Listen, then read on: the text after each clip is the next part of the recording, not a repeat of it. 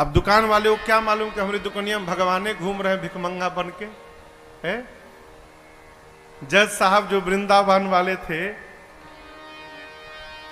वो क्यों विरक्त हो गए। पत्नी ने कहा कि अरे भाई चलो, एक केवट की गवाही देने के लिए भगवान गवाह बन के चले गए थे कोर्ट में। केवट ने सेठ का रुपया लौटा दिया था।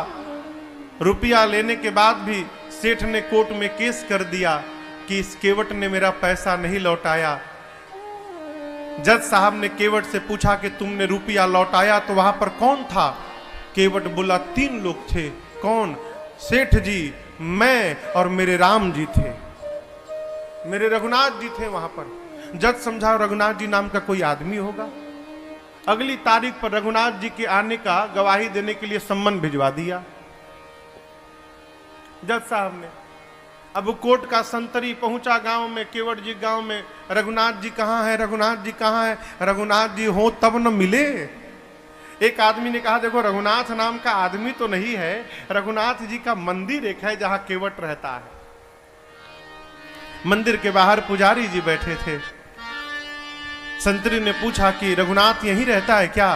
पुजारी जी बोले हाँ भीतर रहते हैं। ये पकड़ो, उसके नाम का सम्मान है, इतने तारीख को गवाही देने पहुंचेगा कोर्ट में। अब पंडित जी सोचे जब भगवान गवाह बनने के लिए तैयारे हो गए हैं तो हम कौन होते हैं बीच में रोकने वाले। पंडित जी सम्मन ले लिए और ले जाकर ठाकुर जी के चरणों में रखकर बोले प्रभु आज तक आपके लिए मिठाई आया, आज तक आपके लिए आभूषण आए, आज तक आपके लिए वस्त्र आया, पहली बार प्रभु आपके नाम का कोर्ट से सम्मन आया है। और बहुत विश्वास करके उस केवट ने जज के सामने आपका नाम लिया होगा प्रभु, उसका विश्वास टूटने मत दीजिएगा। जिस दिन तारीख थी ना उस दिन पंडित जी सबसे सुंदर कपड़ा ठाकुर जी को पहनाए। क्यों? आज ठाकुर जी कोर्ट में पहुंचेंगे तो भगवान सुंदर लगने चाहिए।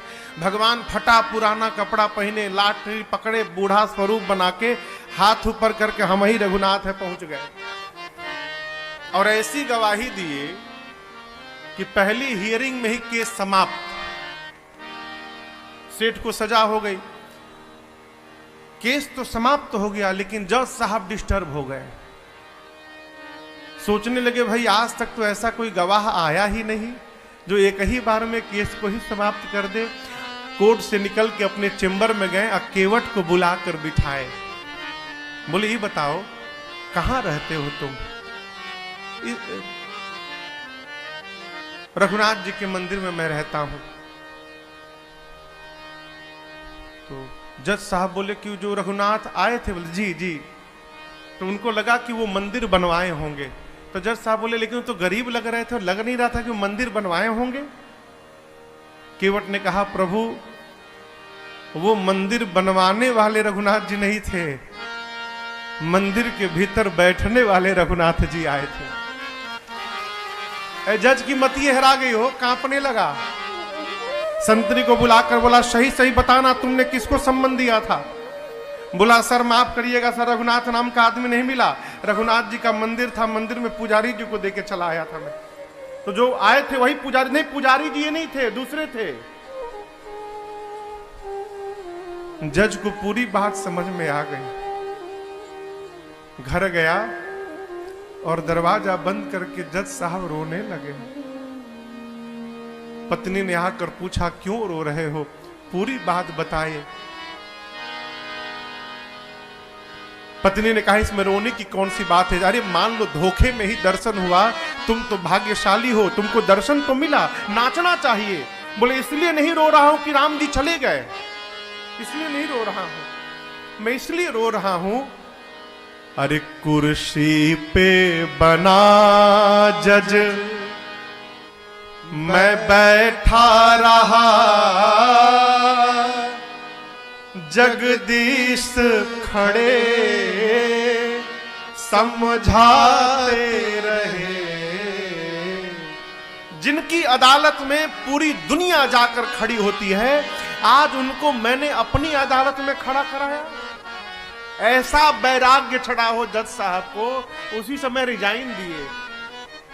सब घर परिवार छोड़कर चले गए वृंदावन। और ऐसा कहते हैं जब तक थे कभी बैठे नहीं वृंदावन में, खड़े रहे। लोग कहते थे बैठते क्यों नहीं आप? बोले मेरी यही सजा है, मैंने भगवान को अपनी अदालत में खड़ा करा के रखा था, अब मैं भगवान के धाम में जब तक जीवित रहूंगा तब तक मैं खड़ा रहूंगा, अब मैं बैठूंगा नहीं। कभी भगवान किसी रूप में आ सकते हैं माई बाप, आपकी आस्था वैसी होनी चाहिए।